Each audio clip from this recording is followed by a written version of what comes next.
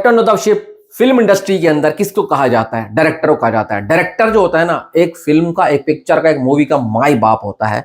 उसको पता है पिक्चर को किस तरीके से प्रेजेंट करना है, थिएटर में पब्लिक चलती हुई आएगी, और अगर अच्छे तरीके से प्रेजेंट नहीं करा तो थिएटर खाली रह जाते हैं और कोई नहीं आता।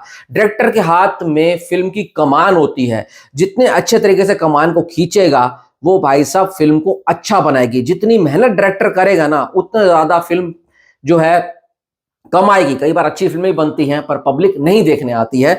हम ऐसे ही कुछ ऐसे डायरेक्टर्स की बात करेंगे, कुछ बॉलीवुड के डायरेक्टर लिए हैं, कुछ साउथ के डायरेक्टर लिए हैं कि आज बॉलीवुड के डायरेक्टर पीछे छूटते हुए जा रहे हैं। एक वक्त के ऊपर बॉलीवुड के डायरेक्टरों का नाम होता था, आज ऐसा हो गया है कि बॉलीवुड के डायरेक्टर कुछ लेकर भी आ रहे हैं तो पब्लिक नहीं जा रही है। क्या विश्वास खो बैठी है? नहीं खो बैठे हैं। तो वीडियो को पूरा देखना, एंड तक देखना, और अपनी कमेंट करके ना राय जरूर देना, ताकि मैं भी समझ सकूं कि मेरी बात आप तक सही तरीके तक पहुंच रही है नहीं पहुंच रही है, और आप क्या सोचते हैं। तो चलो शुरू करते हैं। सबसे पहले उस बंदे की बात करेंगे जो कमर्शियल सिनेमा को बहुत अच्छे तरीके से प्रेजेंट कर सकता है। देखो पहले क्या होता है ना, आज से अगर तुम 5-10 साल पहले जाओ ना, तो हम कहते थे कमर्शियल सिनेमा बनाओ। कमर्शियल सिनेमा जो होता है ना, पैसा लेकर आता है, पैसा कमा कर देता है। आज उसको मासिस का सिनेमा कहा जाता है। मास सिनेमा बनाओ, मास सिनेमा बनाओ।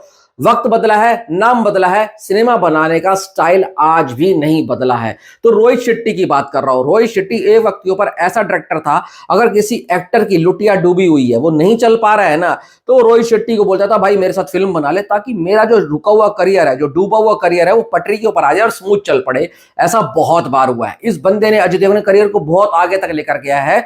देखो गोलमाल सीरीज ले लो, चाहे तुम भाई साहब कॉप यूनिवर्स ले लो, अब ऐसा लग रहा है कि रोहित शेट्टी फोर्सफुली सीक्वल लेकर आ रहा है। और जब कोई सीक्वल फोर्सफुली लेकर आता है ना, तो समझो कि भाई इनके पास एक ओरिजिनल और एक अच्छी स्टोरी नहीं है। क्योंकि आप एक फोर्सफुली सीक्वल लेकर आते हो, पब्लिक को थिएटर में बुलाने की कोशिश तो करते हो पुरानी फिल्म की लेगेसी के दम के ऊपर, पर जब पब्लिक नहीं आती और आती भी है, उसको उस हिसाब से कंटेंट नहीं मिलता, एंटरटेनमेंट नहीं मिलता है ना, तो पब्लिक निराश हो जाती है। और उसका रिजल्ट ये होता है बॉक्स ऑफिस फिल्म फ्लॉप हो जाती है। करण जौहर की अगर मैं बात करूं, करण जौहर एक वक्त के ऊपर ऐसा नाम हुआ करता था डायरेक्टर्स के अंदर कि भाई अगर करण जौहर आए हैं तो लार्जर देन लाइफ वाली फिल्म होगी, बड़े बड़े सेट होंगे, अमीरी दिखाई जाएगी, और पब्लिक वो चकाचौंध देखने थिएटर में जाती भी थी। पर अभी ऐसा हो गया है कि करण जौहर का एक टिपिकल सिनेमा हो गया है। करण जौहर की प्रोडक्शन की भी फिल्में होती है ना, तो पब्लिक सोचती है भाई वही चीजें होंगी, किसी पिटी लव स्टोरी होगी, 4 गाने होंगे, इसके अंदर भाई साहब लस्ट भी होगा और थोड़ा धोखा होगा, फिर इमोशनल होगा, थोड़ा सा मैसेज देकर निकल जाएगा। कल सनी संस्कार की तुलसी कुमारी आई, इंटरटेनिंग फिल्म है, पर वही है पुराने स्टाइल के अंदर नई कहानी को इस तरीके से बनाने की कोशिश करी है, जो पब्लिक को पसंद भी आ रही है और कईयों को नहीं भी पसंद आ रही है। ये अपना स्टाइल अब चेंज नहीं कर रहे हैं, और जब तक आप चेंज नहीं करोगे अपने फिल्म मेकिंग के स्टाइल में ना, एक वक्त के ऊपर पब्लिक आपके स्टाइल से बोर हो जाती है। बात करते हैं संजय लीला भंसाली की। देखो संजय लीला भंसाली, एक वक्त के ऊपर मुझे ऐसा लगता था कि अगर संजय लीला भंसाली है ना बॉलीवुड में, तो वो बंदा कभी लुटिया नहीं डूबने देगा। उसका काम ऐसे लगता था कि राजा मौली को अगर साउथ में कोई टक्कर दे सकता है तो वो संजय लीला भंसाली है। पर अभी संजय लीला भंसाली लगता है थोड़े से बैकफुट के ऊपर चले गए हैं। वो उस हिसाब से फिल्में नहीं बना रहे हैं जो उनके अंदर कैपेबिलिटी है, जो उनके अंदर टैलेंट है। अब 11 वॉर आ रही है, बहुत बड़ी फिल्म होगी और अच्छी खासी स्टार कास्ट है, पर इस बंदे में इतनी ताकत है कि किसी से भी एक्टिंग निकलवा ले। पर अभी ऐसा लग रहा है कि संजय लीला भंसाली जो है ना, थोड़ा सा अब थक चुके हैं। वो कह रहे हैं मैंने बहुत काम कर लिया, फिर भी मैं लगा पड़ा हूं। हाँ ये है, इस बंदे का रिकॉर्ड अच्छा है, जो लेकर आता है बढ़िया लेकर आता है, बॉक्स ऑफिस पर हिट देकर जाता है। ऐसे डायरेक्टर्स की हमें और जरूरत है, पर वो अब आ नहीं रहे हैं। पता नहीं क्या हुआ है, या कुछ ऐसे डायरेक्टर्स हैं जैसे आदित्य धारे हैं, उनको इतना टाइम नहीं मिल पा रहा है कि बड़े बड़े प्रोडक्शन हाउस उनको साइन करे। अगर मैं बात करूं रोम कॉम या रोमांटिक फिल्मों की ना, तो मोहित सूरी का नाम सबसे पहले हमारे दिमाग में आता है। 12-14 करोड़ की फिल्म बनाई सैयारा, 300 करोड़ करके चली गई। तो अगर रोमांटिक फिल्म बनानी ना, रोहित सूरी का नाम लिख दो, बंदा बॉक्स ऑफिस के ऊपर तबाही मचा देगा। म्यूजिक की सेंस इसको है, किस तरीके से इमोशनल एंगल डालना है, पब्लिक को रुलाना कैसे है, थिएटर में बुलाना कैसे है, सब चीजें जानता है। पर 1-2 डायरेक्टर से कुछ नहीं होगा। हमारे पास पहले बहुत ऐसे डायरेक्टर हुआ करते थे, पर आज वो डायरेक्टर सारे कहां चले गए हैं कुछ समझ नहीं आ रहा। एक वक्त के ऊपर बॉलीवुड के पास डायरेक्टर्स की भरमार हुआ करती थी, आज उतनी ही कमी हो चुकी है। यही रीजन है कि बॉलीवुड के बड़े बड़े एक्टर साउथ भाग रहे हैं, और फिर भी रिजल्ट कई बार 0 आता है। जैसे आपको पता है भाई सिकंदर का क्या हुआ, विक्रम वेदा रीमेक करनी पड़ गई ऋतिक रोशन को, वो भी तो साउथ के ही डायरेक्टर थे। अटली के साथ शाहरुख को जाना पड़ गया, लगा कि भाई साहब ये कुछ ना कुछ कर देगा। जब अटली अपना बेबी जॉन लेकर आता है तो भाई उसका क्या ही हाल हो जाता है। तो ये सब चीजें जब होती है ना, तो इससे एक चीज पता लगती है कि आपके पास एक अच्छी स्क्रिप्ट, एक अच्छा स्क्रीन प्ले है ही नहीं। अगर होता तो आप इधर उधर ना भटकते और अपने ही डायरेक्टर को बोलते कि मेरे को सही तरीके से प्रेजेंट कर। पर दूसरी तरफ अगर मैं बात करूं साउथ के डायरेक्टर्स की, वहां पर एक बंदा तो ऐसा है जो बाप है बाप, जिसका नाम है राजा मौली, जिसने पैन इंडिया के दरवाजे खोले, सारे डायरेक्टर्स को हिम्मत दी, पावर दी, ताकत दी कि अच्छी फिल्म बनाओ, बड़े स्केल के ऊपर बनाओ और आपकी फिल्म जरूर चलेगी। राजा मौली साहब एक फिल्म में कम से कम 5 साल देते हैं और 5 साल का उसका जो रिजल्ट होता है ना, ऐसा होता है कि बॉक्स ऑफिस तबाह हो जाता है। आज राजा मौली को किसी बड़े एक्टर की जरूरत नहीं है, उनको सिर्फ और सिर्फ एक अच्छी कहानी चाहिए। अगर अच्छी कहानी के अंदर वो कैरेक्टर सूट कर जाता है तो वो छोटा एक्टर हो चाहे जो भी हो, वो अपने आप बड़ा हो जाता है। ये भाई साहब प्रभास आज जो रोटी खा रहा है वो राजा मौली की बदौलत खा रहा है। आज जूनियर एनटीआर या फिर तुम ग्लोबल स्टार रामचरण ले लो, वो भी राजा मौली ने ही किया है। अब महेश बाबू को लेकर आ रहे हैं, तुम देखना जब ये फिल्म आएगी महेश बाबू के साथ जो उनकी आ रही जंगल एडवेंचर के ऊपर, महेश बाबू भी रुकने वाला नहीं है बॉलीवुड के अंदर, उनका भी बहुत नाम हो जाएगा। तो ये तो है, राजा मौली ऐसा डायरेक्टर है जो भाई साहब किसी को भी पटकनी दे सकता है, किसी को भी उठाकर स्टार बना सकता है, क्योंकि उनकी कन्विक्शन, उनकी मेहनत, उनका हार्डवर्क अपने क्राफ्ट के लिए ना हमेशा जिंदा रहता है। अगर दूसरी तरफ मैं बात करूं तो भाई और भी ऐसे डायरेक्टर्स हैं साउथ में, मैं प्रशांत नील की बात करता हूं।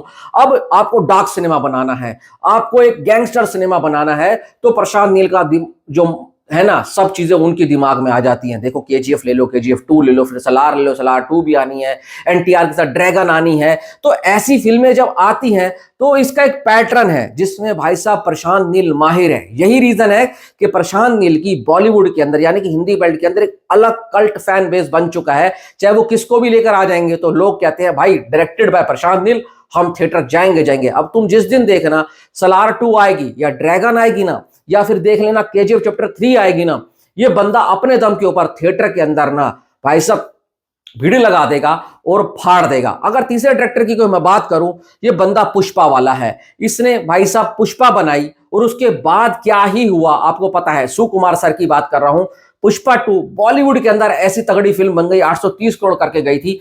क्या था, एक जेन्युइन, एक सिंपल, एक गांव की कहानी थी जिसमें बंदा क्या करता है, नीचे से ऊपर उठता है और उसकी जो जर्नी दिखाई गई थी ना, वो उस तरीके से दिखाई गई थी, पब्लिक उससे रिलेट कर रही थी। यही रूटेड कहानियों की कमी अभी बॉलीवुड के अंदर है, पर यहां पर डायरेक्टर क्या कर रहे हैं, वही रूटेड कहानियां लेकर आ रहे हैं जिसको लार्जर देन लाइफ वे में एक बड़े कैनवास के ऊपर, बड़े स्केल के ऊपर दिखा रहे हैं, बड़े बड़े एक्शन पीसेस डाल रहे हैं और उसका रिजल्ट ये हो रहा है कि थिएटर भाई साहब मंदिर बन जा रहे हैं या फिर बॉक्स ऑफिस के ऊपर दबाकर पैसा कमा रहे हैं। अब ऋषभ शेट्टी को ही ले लो, 5 साल से ये बंदा एक ही सब्जेक्ट के ऊपर काम कर रहा है। पिंक विला के साथ अगर आपने इनका इंटरव्यू देखा होगा ना, तो उन्होंने क्या बोला, मैं उस गांव से ही बाहर नहीं निकला हूं, जो मेरा गांव है 5 साल से मैं इसी दुनिया में फंसा हुआ हूं, उसी दुनिया में जी रहा हूं, मुझे नहीं पता बाहर की दुनिया में क्या चल रहा है। तो जो बंदा 5 साल से एक ही सब्जेक्ट के ऊपर काम कर रहा हो, एक ही सेट के अंदर रहता हो, तो सोचो प्रोडक्ट तो बढ़िया बनेगा बनेगा। यही रिजल्ट है कि भाई जो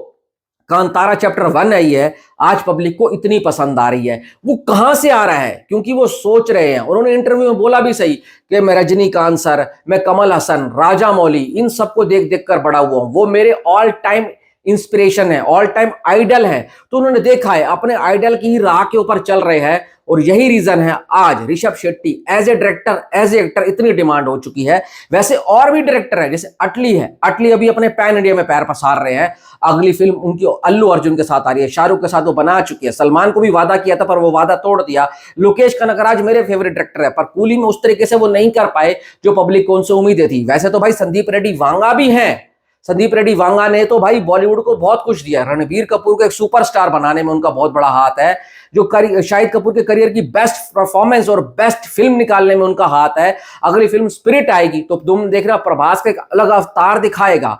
तो जब एक डायरेक्टर एक एक्टर को देखता है और उसको उस तरीके से प्रेजेंट करता है ना, तो भाई जब एक्टर अपने आप को भूल जाता है और डायरेक्टर को अपने आप को समर्पित कर देता है ना, तो सोचो एक बढ़िया प्रोडक्ट बनकर निकल आता है। पर बॉलीवुड के अंदर क्या चल रहा है, कुछ बड़े बड़े एक्टर हैं जो आसान काम कर रहे हैं, जो सीक्वल के पीछे भाग रहे हैं, और जब तक ये सीक्वल की दौड़ में या रीमेक की दौड़ में साइड नहीं हटेंगे, पैसा नहीं खर्च करेंगे राइटर्स के ऊपर, पैसा नहीं खर्च करेंगे भाई साहब, एक टाइम नहीं देंगे ना आप अच्छे राइटर्स को, तो आपके पास अच्छी कहानियां कहीं से नहीं आएंगी। यही रीजन है कि आज बॉलीवुड की जनता यानी कि हिंदी बेल्ट भाई ये सब चीजें अब नहीं देख रही है। वो कह रही है हमें फोर्सफुली सीक्वल नहीं चाहिए, हमें वो चाहिए जो ओरिजिनल स्टोरी हो। तभी आज बॉलीवुड की जो जनता है साउथ के डायरेक्टर्स की, साउथ के एक्टर्स की फिल्म देख रही है। और ये साउथ वाले बहुत अच्छा काम कर रहे हैं, और ऐसा नहीं कि बुरा काम नहीं करते, उनकी भी फिल्में फ्लॉप होती है, बेकार बनाते हैं, टट्टी फिल्में वो भी बनाते हैं। पर कई बार क्या होता है, जब ज्यादा अच्छे में